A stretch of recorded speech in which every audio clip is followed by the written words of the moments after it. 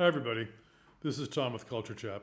Today I want to talk about dramaturgs. A lot of us are in rehearsal rooms and we see dramaturgs and we don't really know exactly what they do if they don't interact with us very much.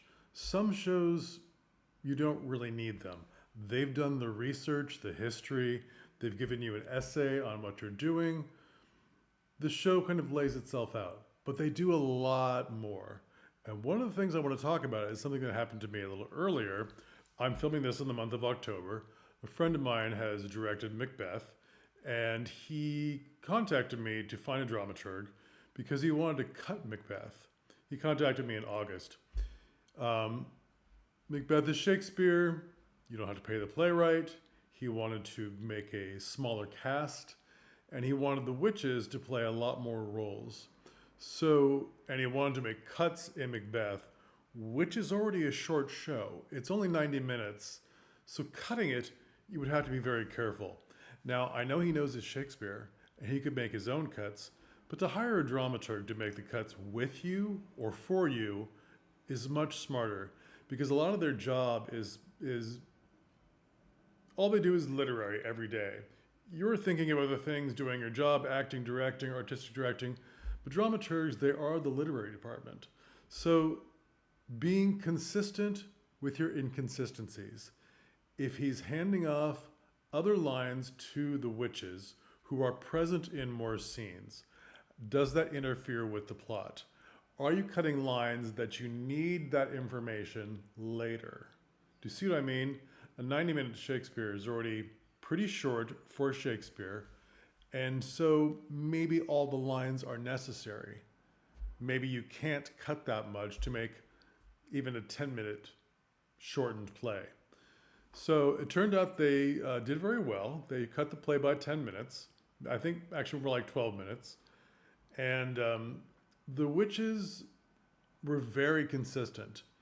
They come on in different scenes.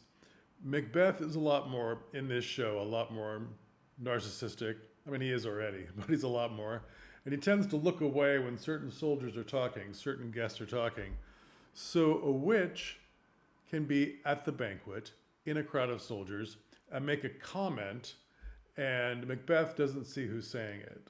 Okay, so that's consistent. Is Macbeth the only one who can see the witches all the time? Does he see them in these additional scenes, or does he not? You must be consistent. What sort of lines are they handing off to the witches? Do they further the plot? Do they make the witches seem like they're more in control of his fate? No, they chose not to. So they're just sort of there to observe and not interfere. Now, the only thing they came close to interfering with was something that was not in the dramaturg's control, who's controlling the literary parts, the lines, but was in the directorial parts. And what I want to say is the witches were there when Lady Macbeth was doing Out Damp Spot. They had her up on a balcony, sort of, and it was made very clear the witches didn't want her to fall. They didn't want that to be part of the action.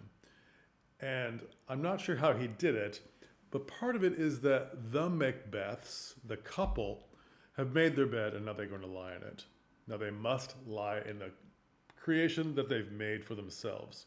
So they didn't want Lady Macbeth to fall, therefore not getting her comeuppance. She's already going a little nuts. She's seeing things, but they don't want her to fall off. It was interesting. The witches go to the banquet. They present Banquo as a ghost. That's interesting. And then at the banquet, as Macbeth is turned because he's seen them and he's seen the ghost, he's turning away. And that's when some of the comments come from the witches from the side.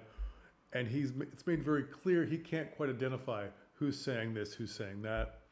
And the comments made further the plot. It doesn't really matter which guest said them, so that's good. The dramaturg had a lot to do with all these consistent things. Be consistent with your inconsistencies. If the witches are seen by everyone, then they're seen by everyone in every scene. If they're only seeing my Macbeth, that must be made clear. Do you see what I mean? Is it really worth cutting this play to be shorter and cutting the number of your cast to save money on time of play and advertising that to your public? A shorter Macbeth, is that a good plot? Is that a good thing to advertise? Probably so, maybe so. A scarier Macbeth, a bloodier Macbeth, a more gruesome Macbeth, these were all advertised. And they're not spending any more money to make these things happen. It's just what the actors do on stage. And paying three less people to be in the show, that's a lot. When he first told me this, I thought he was cutting 2 people. 3, that's getting a little scary. A dramaturg will help with all of this. Not necessarily casting, but cutting the lines of the play to say, here's my plan with the characters, and giving the witches more to say because these other characters are missing. Will that work? Will that ruin the plot? Let's see. I recommend hiring dramaturgs. Learn more about them. They're more than just people that sit there and say, at this time period, this was happening. During this is how ladies sat. There's a lot more to their job. So, and if you have a favorite dramaturg, and you think they're great and they do a great job, I guarantee that dramaturg will become much more popular and much more busy. Have a couple dramaturgs on your roster of people to call, maybe even ones from university. They're the ones that should be getting paid for cutting plays. They probably do a great job, and they need to have those things on their resume as they graduate university so they can go out to the real world and get fantastic jobs because they worked with you. All right. Think about all that. Like and subscribe, please. Help me grow my channel and share with a friend. Thank you. Bye.